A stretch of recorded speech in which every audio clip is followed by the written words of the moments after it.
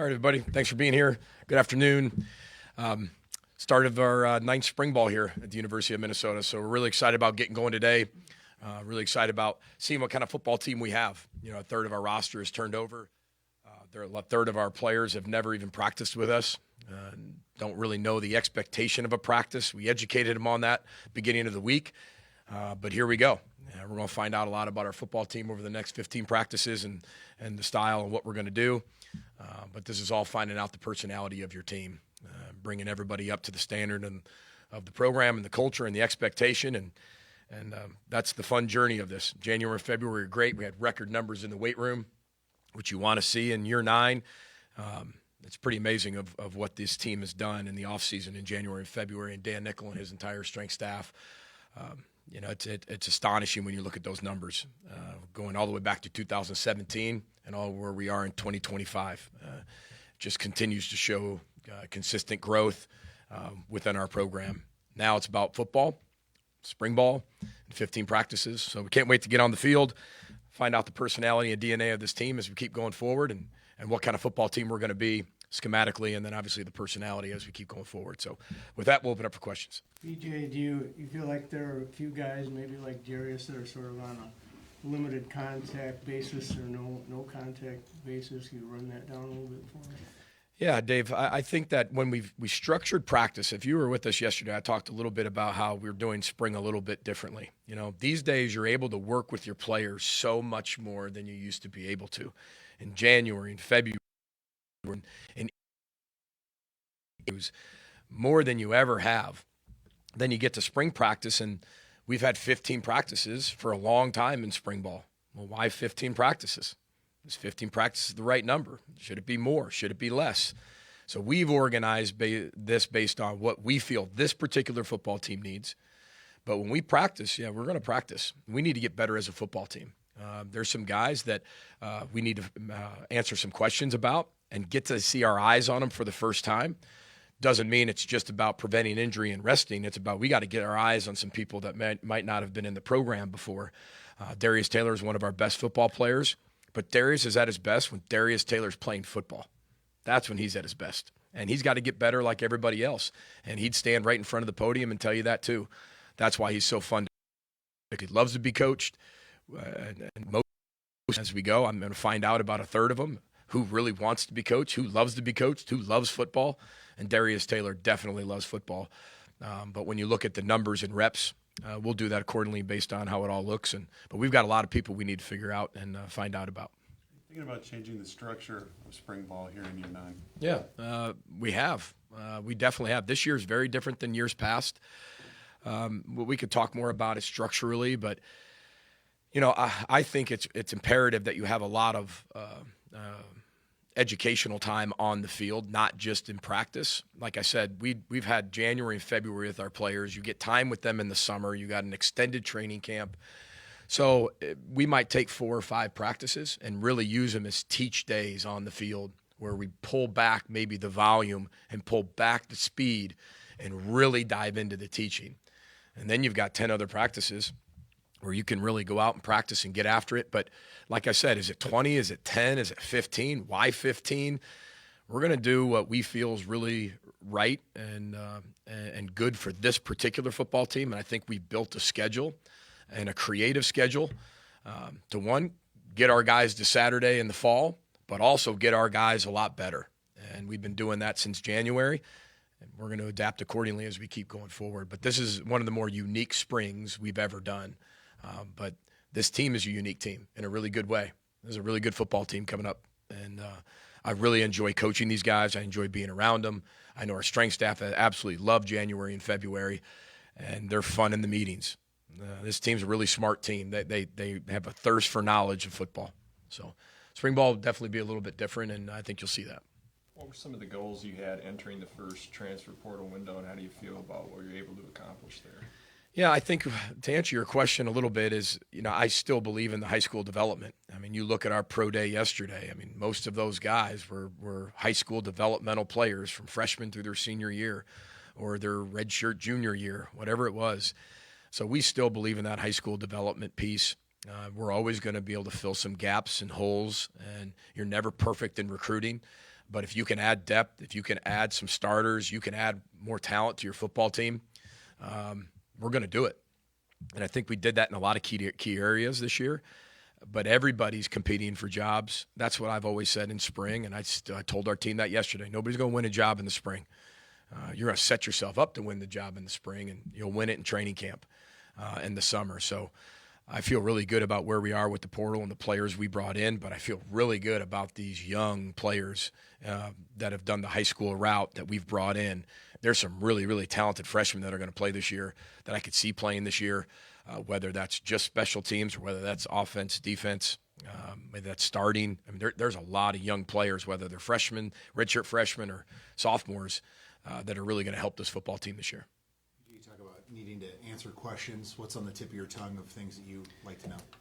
Yeah, well, one, I mean, you're starting the quarterback competition. You know, that's going to be a critical piece after Max Brosmer had a great day yesterday, and I think he solidified himself as a draft pick. And he continues, I think, shooting up the draft board. When you look at him for who he is and what he's about, and you watch him live and you sit down in interviews with him, he is impressive as it gets.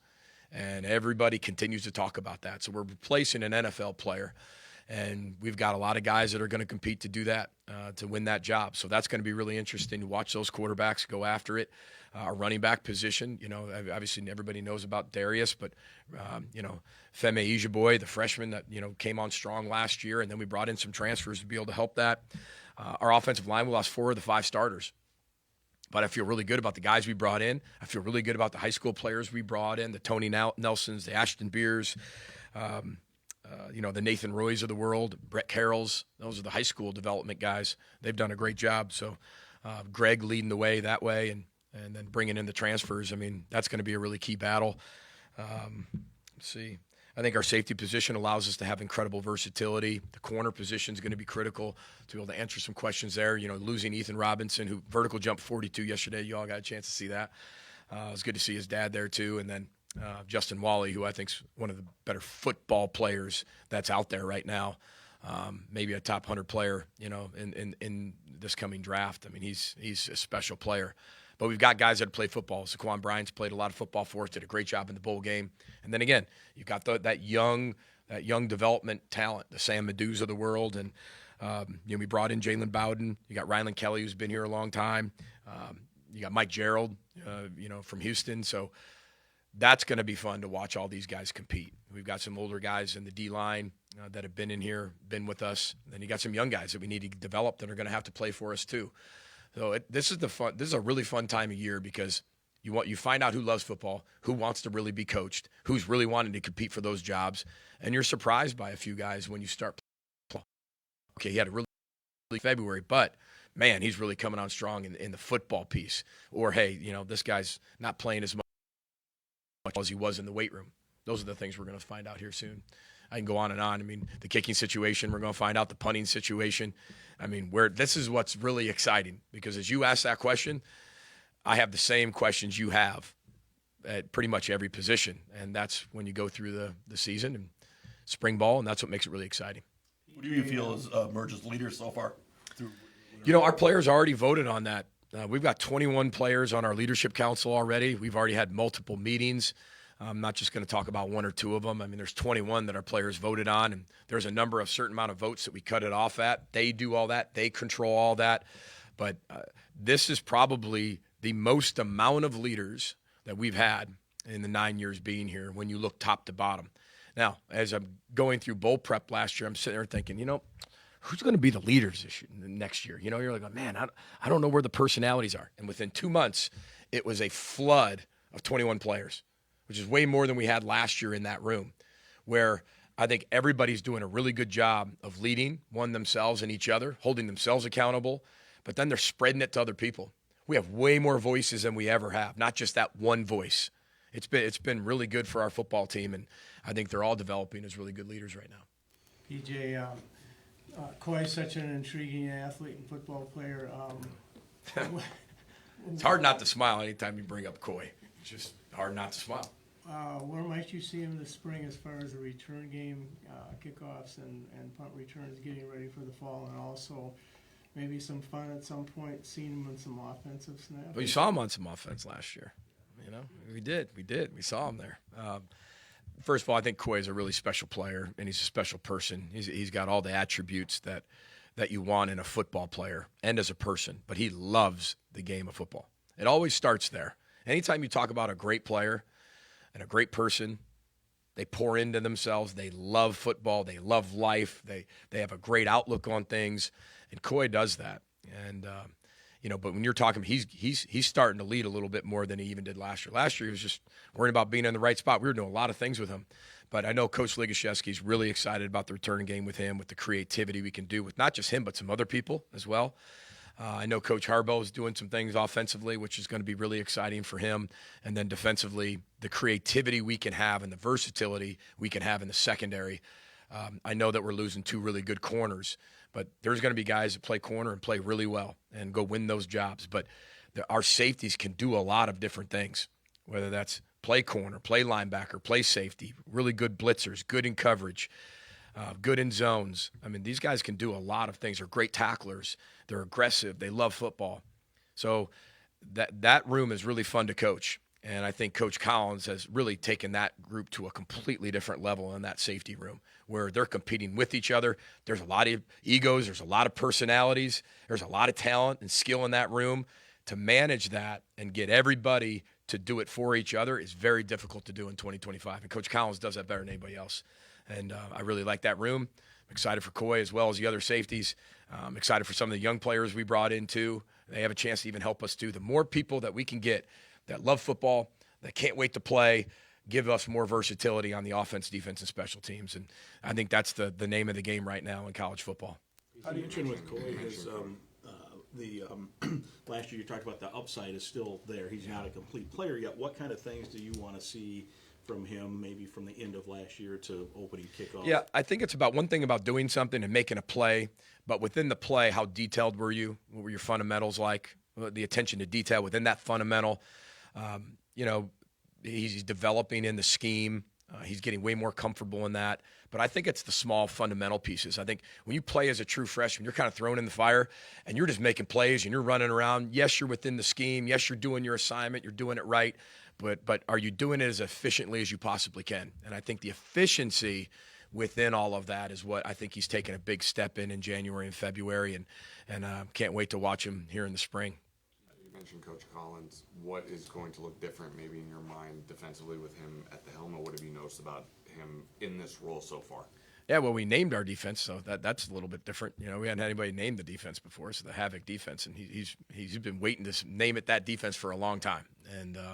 But I love it because it all stands for something that we want to be represented as a defense. But I think you're going to see, the one unique thing about Coach Collins is, he's been with me now going on 13 years, and he's seen, 4 or 5 different coordinators come and go. He's watched guys. He's been able to see every type of personality and fingerprint that all of our coordinators have left on the defense. How did they make it their own? What were things we really liked from that, and what were things that maybe we would have thrown out? And he's been able to apply that into his defense. And I call it his defense because it's still our defense. I mean, our schematics are still pretty similar and the same, but he's going to have a different personality than Corey. Corey had a different personality than Joe Rossi, and I can go on and on from there. And he's going to make it his own and his personality. And what I'm really proud of him, and I told him this the other day, is his presence. I mean, there hasn't been this anytime you hire a coordinator, you put him in the room, you watch him, you think you know what you're going to get, and he's exceeded all my expectations with his presence in front of the room. And I told him that the other day in front of our staff. That was something I knew he had to work on a long time ago as a young coach, and he has exceeded my expectations in front of that room. And I know our players really love him. They respect him. They're happy for him that he got the opportunity, but all that's out the window now. Now it's all about going out there and making the best defense we possibly can and really establishing that personality of what kind of defense we're going to be. But we'll figure that out as we keep going forward. But I like where we're at. We just haven't practiced it all yet. So we'll figure that out as we go. How do you view adding some NFL branches to your coaching tree, and then what led to promoting Dennis Thoughton-Carter and hiring Jim Everett? Yeah, that's a great question because I take a lot of pride in the NFL. I played in it. I coached in it. I have a lot of respect for everybody in that league. Once you work with the Shield and once you play for the Shield, and it changes your life. And I know what that did for me as a young coach. And there were so many people who helped me along the way that got me to where I am, and do that for our coaches. As I told all of you before, I do not honor guys sticking around. If they want to stick around, great. But if they've got big hopes, dreams, and aspirations of being a head coach, coaching in the NFL, being coordinators, then you got to move on to do that at times. And I love the National Football League. I love what it's about. I love the competition. There's some elite coaches in that league. And when you sit down with your coaches, you say, well, where do you want to go? How can I help you get to where you want to go? What is your dream? You won't offend me if you don't. It's just Minnesota. Like, where do you want to go with your career? Winston always said he wanted to go to the NFL. Well, we're going to help you get there. We're going to find a way, and we're going to do everything we can to play really good defense, but you got to do X, Y, and Z to get there. And he's willing to do all of that. And when you get rewarded, you go. Nick McKissick-Luke is a really good running back coach, and we got him for 2 years, and we were grateful to have him. But when the Jets call, you got to go. This isn't an assistant running back, just the running back job. It's the D-line job. And these are some really young, talented coaches that in a decade from now, they're going to either be head coaches, coordinators. They're going to be household names. But I think it's really important as a head coach that you just like players, taking them from where they are to where they want to be. I think that's the job of the head coach for the coaches too, is wherever they want to go, I want to help them get there. And I the National Football League I know is attractive to a lot of our staff, and it should be. It's the greatest professional league out there, and I'm really, really proud of those guys that have done that. To your question with Dennis Dot and Carter, that was easy. And bringing CJ back, that was easy. Those are two guys that have been within the program. Dot's one of the most energetic, detailed, full of knowledge D-line coaches I've been around. He's got a plethora of knowledge. He's really, really intelligent, really smart, works his tail end off. And I know our D-line really hasn't missed a beat, as he has a lot of personality and he's got a lot of similarities to Winston, and really sees it from a holistic perspective on the defense, which has only helped us a lot on the defensive side. And bringing CJ back, CJ's a detailed coach, young coach, but boy, does he get after it. We knew that he would have to leave to go get a position job, come back when the time was right. But, we need a lot from our R's this year, and I know CJ's going to do a good job teaching those guys. But that's a great question, because we take a lot of pride in that. I take a lot of pride in that, and that's part of when I bring guys here. Part of the interview process is, where do you want to go? I haven't even hired the guy yet, and I'm asking him, where do you want to go after here? How can I help you? Like, what is your dreams, hopes, and aspirations? So I know a lot of our guys have that aspiration of that league. You didn't have a spring game last year, and now this year it seems like a bunch of teams have kind of followed suit with that. Yeah. I kind of forget why do you guys not want to do spring games now? I can't speak for everybody else. I think everybody's got to answer that question about spring games on their own. I think we do 2 scrimmages during the spring that are games, and this has nothing to do with like recruiting anymore or portal or having somebody poach your players. They already know everybody. Just so everybody knows, like, they already know every great player on our team. A spring game doesn't do anything like that. But, we've set some up, and I know our fans get disappointed when we have to either cancel it or bring it inside. That was our main reason of canceling a spring game was, my goodness, we'd have 75 degrees. Here we are in spring, and it's April, and we're having a great time, and then, boom, a foot of snow all of a sudden. I don't know how many years, and then it melt the next day, and I'm like, where in this 12-hour period did we go wrong where we get dumped on snow and we got to go inside? But that's the main reason we did, because it was just too hard on the calendar, and I was tired of our fans being really disappointed, which I don't blame them. I was really tired of that, though, of every year being like, we had the oar drive and had the diaper drive, and we got all these people we can help. And yes, all the oars and diapers still came in, but I never felt like our fans got the reward for doing all that. So we've got some open practices that hopefully we give our fans a great show, and they get out to see some of our players and get to see our team. But, we're going to create that game environment the best we possibly can. And you never know. Maybe we move towards some type of game in the spring against somebody else. Somebody brought that up last week. Who knows what college football looks like in a few years? And if you're able to do that, you got NFL teams practicing against each other in training camp, and just don't know how that'll all work. But I know why we don't have one, and a little too unpredictable. But, we have a really good feel for what we do, and we'll execute it that way. PJ, going back to the quarterback competition, how do you envision the snaps being shared, and in particular with Drake? What do you need to see out of him? Yeah, here's what I told the quarterbacks. I said, listen, everybody's going to get reps to start with. This isn't a progression and an ease into your reps. Whoever takes your reps and and takes advantage of your reps and does well in those reps will get more reps. If you're not taking advantage of your reps, that doesn't mean you've earned more reps. We've all had the same training January and February and a little bit of March. Now it's like, okay, the season's only a few months away. So we got to get moving. And we're always being evaluated.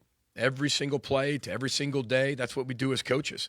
And if you're doing well, you'll move up. If you're not doing well, you're going to move down. That's part of the competition within your program. And I feel like we're in a really good position of competition where that's what I told them. I said, so we're all going to start. Everybody's going to be getting reps. So don't worry about that. There is no 1s, 2s, 3s. We're naming groups this year, different colors. We're switching up those. We're next groups in because there are no 1s, 2s, and 3s right now. So go out there and earn the job. And you do well, you'll get more. You don't, it's going to be hard for you to keep getting those same amount of reps. And if you and if you don't get those same amount of reps, do you work harder to get more? Or do you just keep going BCDing and just keep going down in the tank? It's going to be really interesting. I'm looking forward to it. It's going to be really competitive. It's going to be a lot of fun. And I really look forward to seeing how that room responds. Thanks, everybody. Look forward to seeing you throughout the spring. Row the boat, Sky Mile, go Gophers. Thanks.